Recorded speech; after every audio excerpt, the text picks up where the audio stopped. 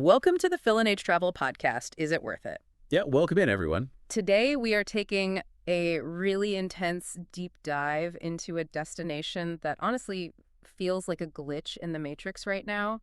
We are auditing Brno, which is the second biggest city in the Czech Republic. Right, and just a quick note right at the top for you guys listening. If you're planning a trip and want the honest, is it worth it verdict before you book, follow the show on Spotify or Apple. Exactly. Because this deep dive is all about pulling back the curtain. We are looking at real intelligence briefs, hard numbers, and the actual logistical reality of visiting Brno in 2026 and 2027. Which is so needed right now because, the travel industry loves to sell you this glossy brochure version of Europe, right? Oh, absolutely. The marketing is relentless. It is. But what's fascinating here is that Brno is not some magical secret. It's actually a very specific economic anomaly. And it's created by logistical barriers. Barriers that we are going to completely break down today. Right. If you navigate those barriers correctly, it is probably the best value in Central Europe. But if you get it wrong, it is going to be an incredibly expensive mistake. Okay, let's unpack this because I want you, the listener, to just imagine a scenario for a second. Imagine you're on a European city break right now. Okay, setting the scene. Right. You are sitting in this beautifully preserved historic square.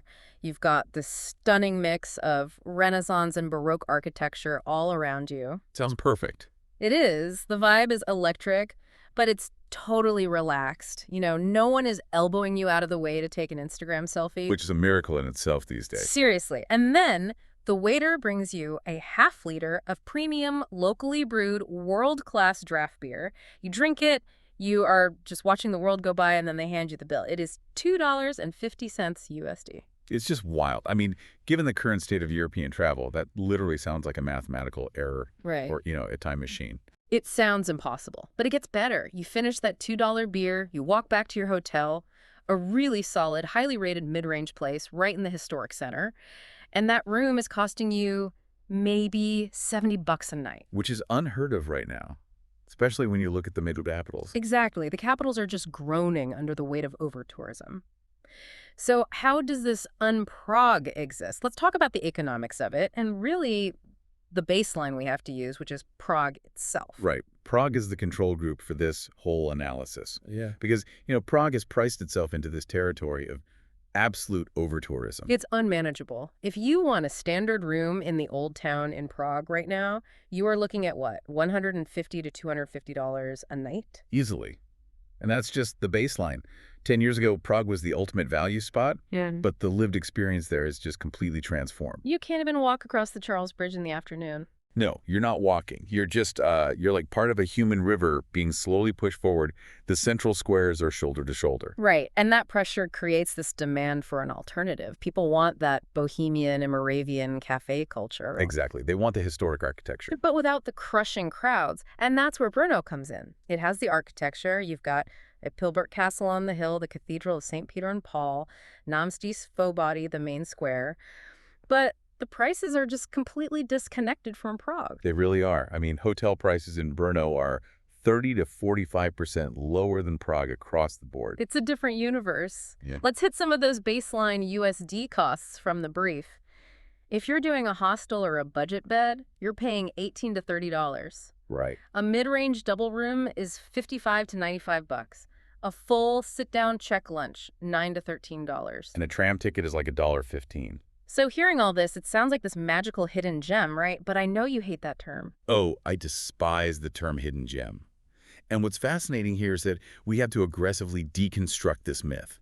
Calling Brno a hidden gem is just fundamentally dishonest. Tell me why. Because people market it like that all the time. They do. Because it sells. But it masks the truth. Brno is a major European city. Hundreds of thousands of people live there. The internet hasn't forgotten about it. So why does it feel undiscovered? If the crowds haven't ruined it yet, what's keeping them away? It feels undiscovered because it is genuinely hard to reach. And in the economics of travel, hard to reach is a cost. It's not charm, it's friction. That makes total sense. So it's like Prague is this massive global pop star, right? It sells out stadiums, everyone goes. Yeah. And Brno is like this critically acclaimed indie band playing a mid-sized venue. But if it has all the same stuff, the architecture, the cafes, why hasn't the pop star crowd just sucked it up and swarmed it? Because of the ultimate filter in modern tourism, the direct flight. People will hike a mountain for a photo, sure, but only if they can take a cheap 2-hour Ryanair flight straight to the bottom of the mountain. The second you introduce an overland transfer bus, a regional train, you instantly filter out like 70% of casual tourists. The stag parties, the weekend bachelorette trips. Exactly. They look at the map, they realize they can't just fly in for a 48-hour bender, and they pivot back to Berlin or Budapest. Which is what creates this beautiful, fragile bargain window for us in 2026 and 2027. You can go in peak summer, and the crowds are actually manageable. But to understand why they haven't ruined it, you really have to look at how you actually get there, which leads us directly into trap number 1. Okay, yes. Let's talk about the logistics of arrival, because this trap, the no airport transfer trap, is where a lot of budget trips just instantly die. They really do. So, look, Brno technically has an airport, BRQ. It's on the map. It is on the map. But for international leisure travelers, it's basically a ghost town. It has almost no scheduled international commercial flights that make sense for a city break. So you have to route through somewhere else. Right. You are forced into a 2-city journey. You have to fly into Vienna, Prague, or maybe Bratislava, and then transfer. Vienna is usually the most efficient, right? VIE. Definitely. If you do it right, you fly into Vienna, walk out of the terminal, and get right on a Flixbus or a RegioJet coach. And those go direct from the airport to Brno. Exactly. Direct from Vienna airport to Brno's Zvonička bus terminal. It takes about an hour and 40 minutes to 2 hours, and it'll run you $12 to $20 USD. Or if you fly into Prague, you can take a train or coach down to Brno's main station, Brno Hlavní nádraží. That's a bit longer, maybe 2.5 to 3 hours for $10 to $18. Right. On paper, that sounds incredibly easy. $12 to save hundreds on a hotel, it's a no-brainer. But here is the no airport transfer trap. First-timers don't do their due diligence. They assume, oh, I'm flying to Europe, everything's connected, it's fine. They just assume they can fly straight to Brno. Or they think Vienna and Brno are practically next door. They land, they get to baggage claim in Vienna, pull out their phones, and panic. Because they realize they're still 2 hours away in a totally different country. And they haven't booked the $12 bus. The buses are sold out, they're exhausted, so they make a terrible emotional decision. Oh no, what do they do? They walk out and hire a private car or taxi from Vienna to Brno. I can literally feel the budget dying. What does a private cross-border taxi cost? You're looking at $150 to $250 USD. Easy. Which instantly erases every single penny you saved by not staying in Prague. Exactly. You mathematically ruined your budget before you even saw your hotel room. And beyond the money, it's the psychological toll. The fatigue. Yeah, the fatigue of Brno isn't the city. The city is chill. The fatigue is the transfer. Losing half a day on the front end and the back end, just managing multiple transit modes. I just wonder how many trips have been ruined right there at the Vienna baggage claim. Thousands. But here's where it gets really interesting. If you can actually tolerate that overland transfer, once you arrive in Brno, the local transport is phenomenal. Oh, the DPMB network is elite. It really is. It's like 75 cents for a short tram hop, $1.15 for a long single ride. And it's so compact. From the main station, it's basically a 10-minute walk to Náměstí Svobody, the main square. So getting around is easy. But that brings us to the next hurdle, which isn't about space, it's about time. Let's talk about calendar roulette and trap number 2. This is the big one. The trade fair explosion. Right. So best months to go, May, June, September. Absolutely. The weather is perfect. And in June, they have the Ignis Brunensis Festival, which is this massive, free international fireworks competition over the reservoir. It's a huge value add for a summer trip. It really is. And the worst months, deep winter. January and February are just gray, freezing, and damp. But the real danger isn't the weather. No, the real danger is the BVV.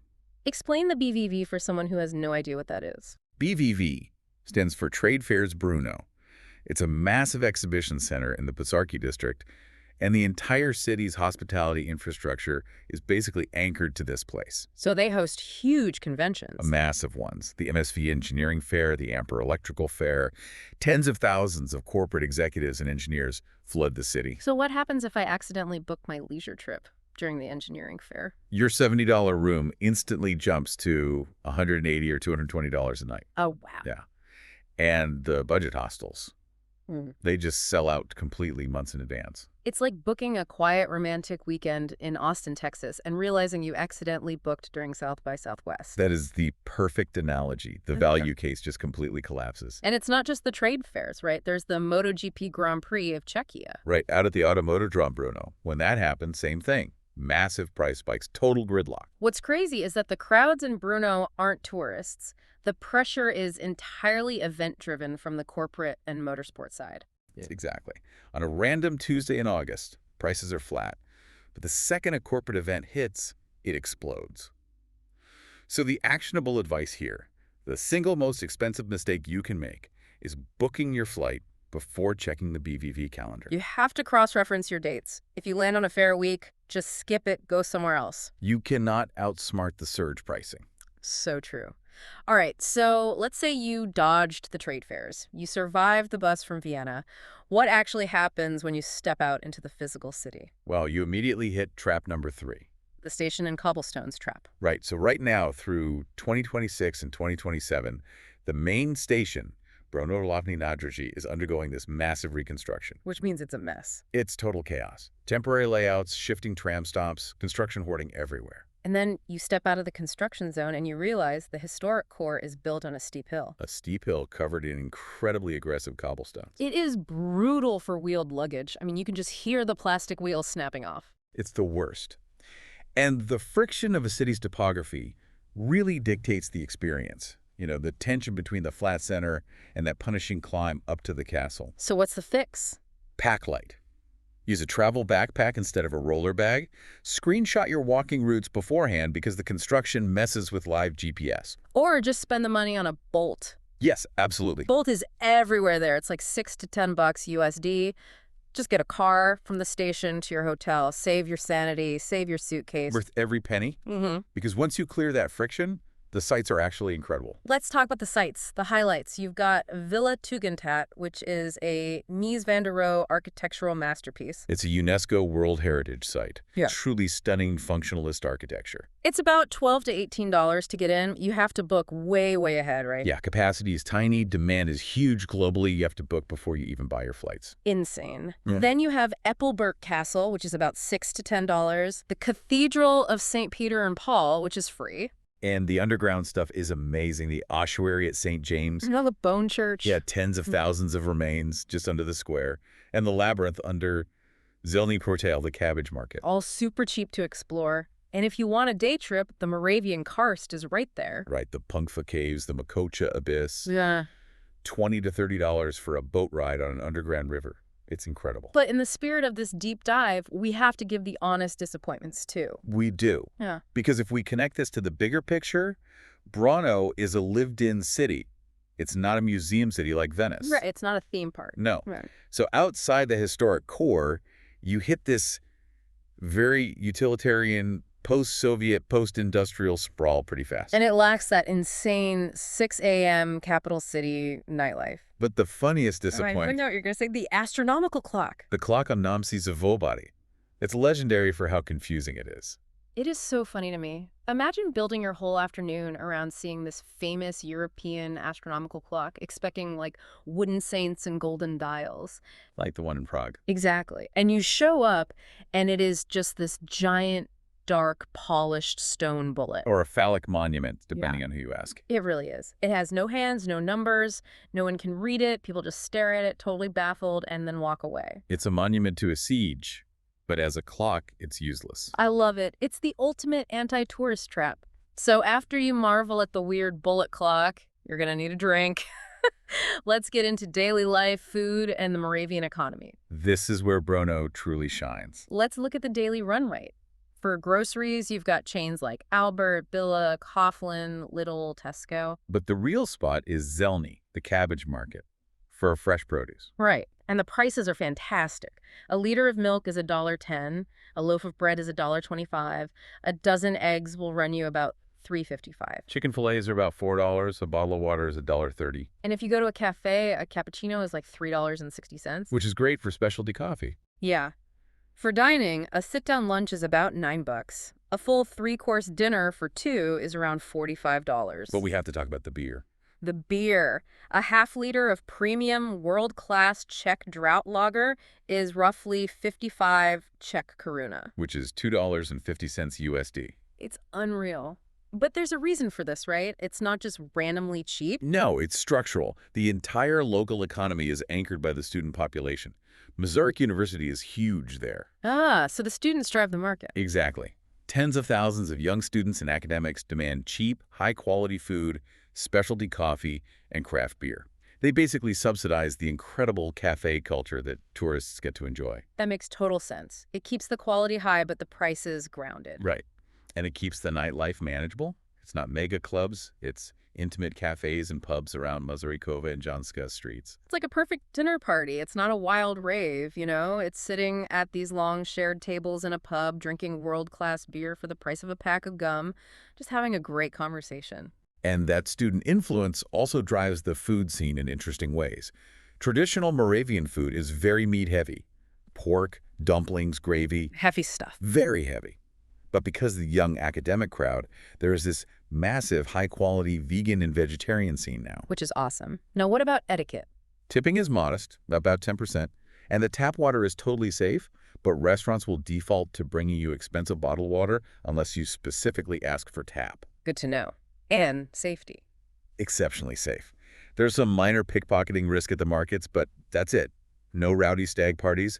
Solo female travel is highly comfortable there. Okay, so the beer is cheap, it's safe, the sites are solid. How does this all add up in the matrix? Is it worth it for your specific bank account? Let's run the budgets. Let's start with the backpacker. We rate this a 9 out of 10 for value. Definitely. You're looking at $45 to $65 a day, $18 to $30 for a dorm bed at a place like Hostel Midi.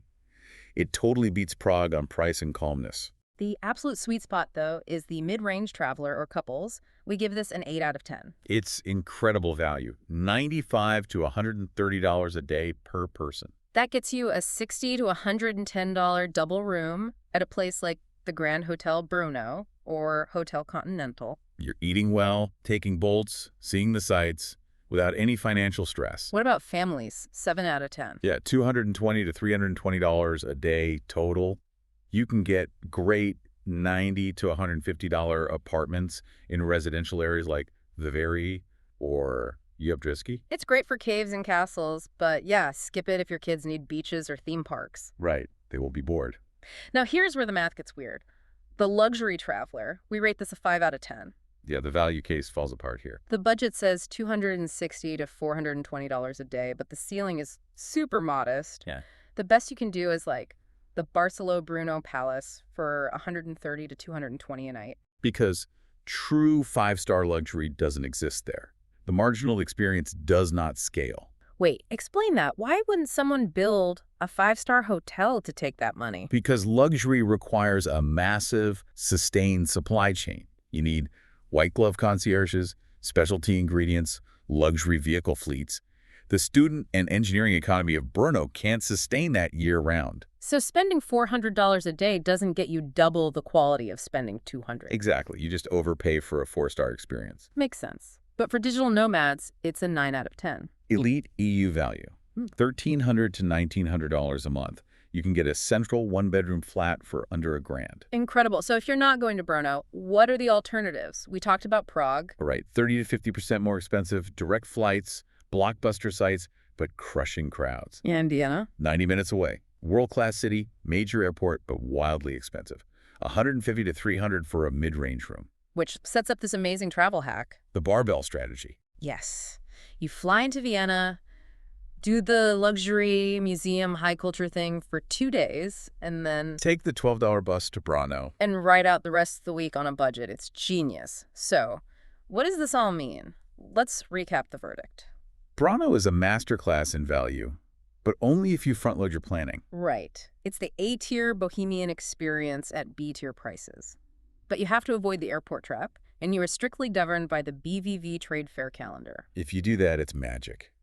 But, you know, looking at all this brings up a really provocative thought about the future. Yeah, lay it on us. As high-speed rail networks expand across Europe over the next decade, making overland transfers seamless and instantaneous, what happens to structural arbitrage cities like Brno? Oh, wow, because the only thing keeping them cheap is the friction of the transfer. Exactly. The friction currently keeps it affordable.